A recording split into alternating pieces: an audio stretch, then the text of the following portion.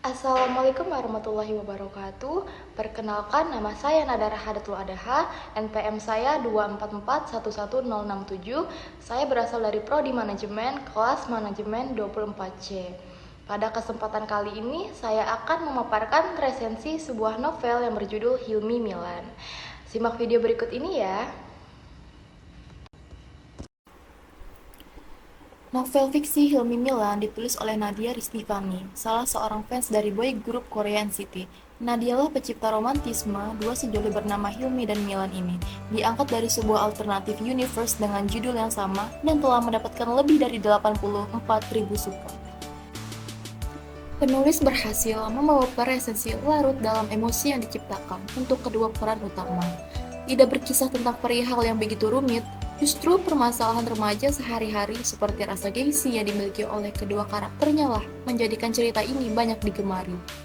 Resensi dibuat gemas sendiri dengan kepribadian dua insan manusia yang masih menduduki bangku kuliah ini.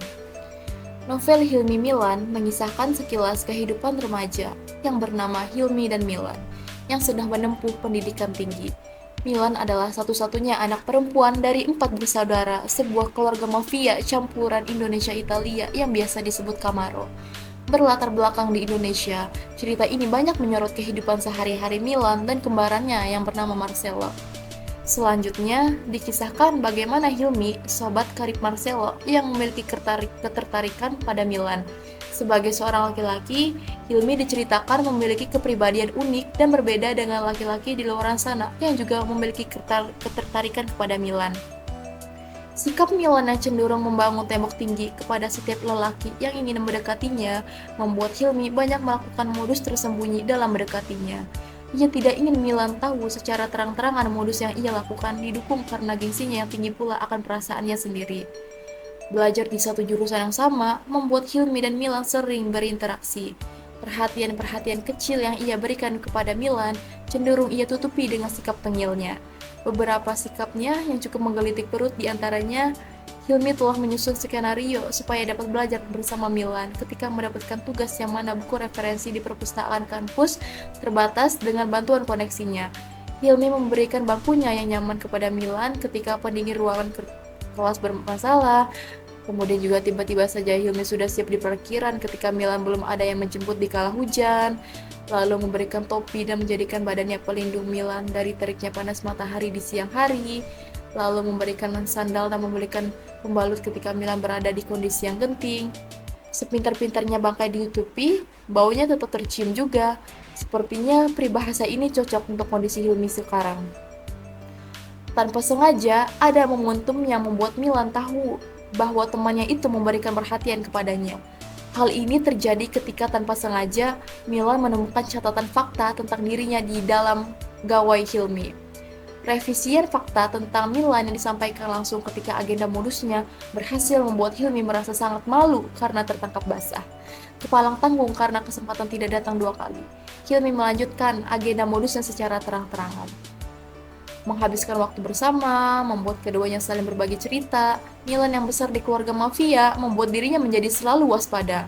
Milan memberitahukan tentang kekosongan yang ia rasakan dan sikap dingin juga tak berperasaan yang ia miliki semata-mata adalah bentuk penjagaan dirinya. Sedangkan Hilmi menanggapi bahwa tak mengapa untuk menunjukkan sisi emosi dan rapuhnya pada orang-orang terdekat yang ia percayai. Respon Hilmi cukup membuat Milan nyaman dengan merasakan dirinya sebagai manusia seutuhnya. Tiba waktunya ketika Milan merasakan kupu-kupu itu berterbangan di perutnya. Ia mulai luluh dari diri yang sebelumnya tidak berperasaan dan dibuat gila oleh sikap manis yang terus Hilmi lakukan. Hilmi selalu ada memberikan waktunya ketika Milan membutuhkan, sekalipun ketika dia sedang tertidur pulas dan bermobil Milan bocor di tol. Tingkah Hilmi yang ada-ada saja membuat meredam mood buruk yang sedang Milan miliki. Hilmi sudah berhasil membuat Milan jatuh cinta. Kini perasaan keduanya adalah timbal balik, tidak hanya Hilmi saja yang memilikinya. Hilmi adalah tipe lelaki gentleman yang sesungguhnya. ia tidak ingin orang lain sakit hati karenanya. Inilah mengapa ia mengatakan langsung kepada Anya untuk jangan menyukainya di saat perasaan Hilmi sudah ada milik orang lain. Hilmi bukanlah Marcelo yang suka memberikan harapan kepada banyak perempuan di luar sana. Tiba saatnya ketika Hilmi dan Milan mengakui perasaannya masing-masing. Akhirnya mereka berdua setuju untuk saling menyematkan status pacar dengan cara kerjasama yang unik. Perhatian-perhatian kecil yang terpikirkan oleh Hilmi membuatnya memiliki nilai lebih di mata Milan. Keduanya semakin sering menghabiskan waktu bersama hingga tak sadar membicarakan hal yang dalam. Dengan obrolan yang ada, keduanya menjadi semakin mengenal sosok lain dari pasangannya yang sebelumnya tidak diketahui. Menjadi anak perempuan satu-satunya dalam keluarga Camaro, membuat kisah cinta Milan begitu diperhatikan oleh abang-abangnya. Beruntungnya Hilmi mendapat lampu hijau sebagai kekasih Milan setelah mendapat ospek dari Camaro bersaudara.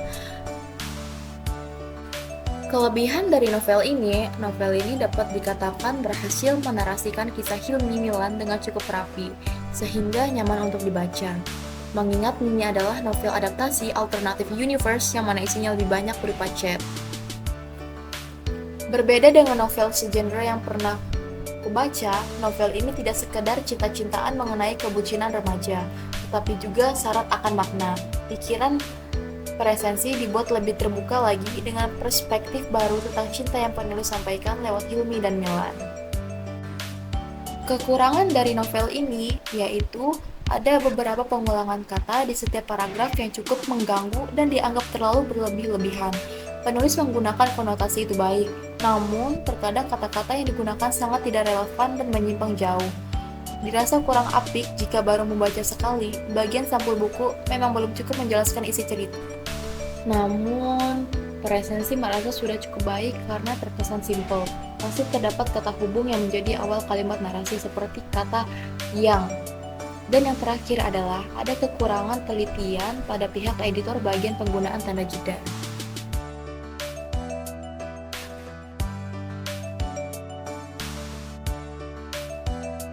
Itu saja yang dapat saya jelaskan tentang resensi novel Hilmi Milan. Semoga bermanfaat. Kurang lebihnya saya mohon maaf. Wassalamualaikum warahmatullahi wabarakatuh.